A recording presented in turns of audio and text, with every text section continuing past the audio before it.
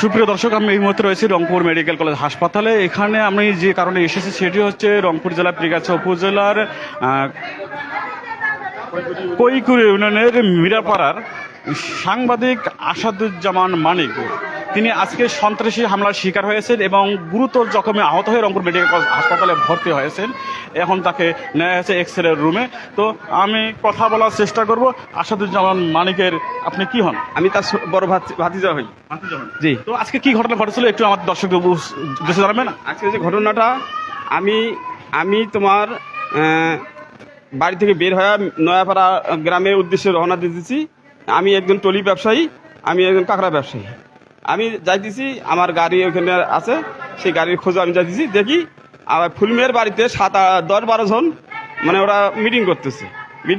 আমি নয়াপাড়া তুলছি নাই, তাতে আমার কাছে ফোন আসলো, বলে মানিক ধরিয়া ওরা হলো তোমার দৌবেতরা ধরে মারামারি করছে। কি কারণে মারামারি করলো আমি যাইতে দেখলাম, ওনার স্ত্রী আর উনি তোমার ভুট্টের ডাল এবং ভ্যান করে নিয়ে আসতেছে।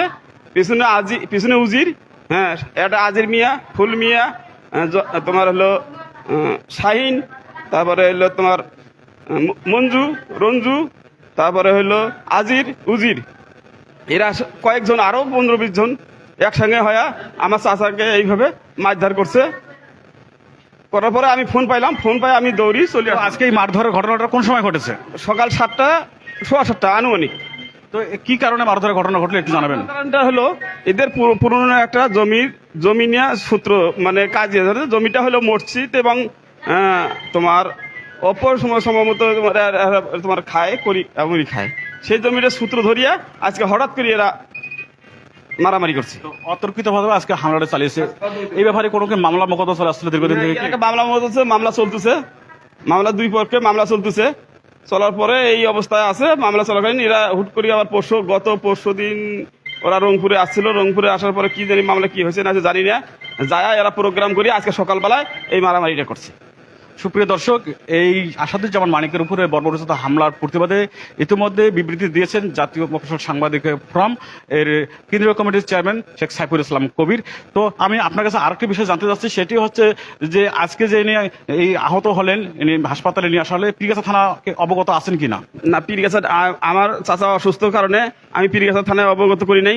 ডাইরেক্ট আমি রংপুর মেডিকেল কলেজে নিয়ে আসছি। ওনার কি আরো কেউ আছে, স্বজন আছে এখানে? কে আছে একটু যদি ওনার মেয়ে বা স্ত্রী একজন তো দর্শক, আমরা এই মুহূর্তে লাইভে রয়েছি। দেশ বিদেশ থেকে যারা এই ভিডিওটি দেখছেন তারা অবশ্যই জানাবেন, একজন জাতির বিবেক সাংবাদিক যদি এরকম বর্বরোচিত হামলার শিকার হন তাহলে সাধারণ মানুষ সেখানে কি অবস্থা থাকবেন সেটি ভাববার বিষয়। তো কি নাম আপনার? আমার নাম মুসাম্মদ লিজা। আজকের ঘটনাটা যে ঘটেছে আপনি কি দেখেছেন? হ্যাঁ, আমি বাড়িতে ছিলাম। মানে আমার বড়ব্বা জমিতে গেছে ইয়া নেওয়ার জন্য, ভুট্টার ডাল নিয়ে আসছে।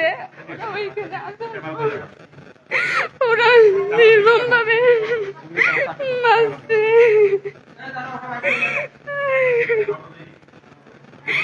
আমার বড়ম্মা চিল্লাইছে, আমাদের ডাকছে, এই কারণে ওরা আমার বড়ম্মার দুই হাত মুখ বন্ধ করে রাখছিল যাতে চিল্লাইতে না পারে।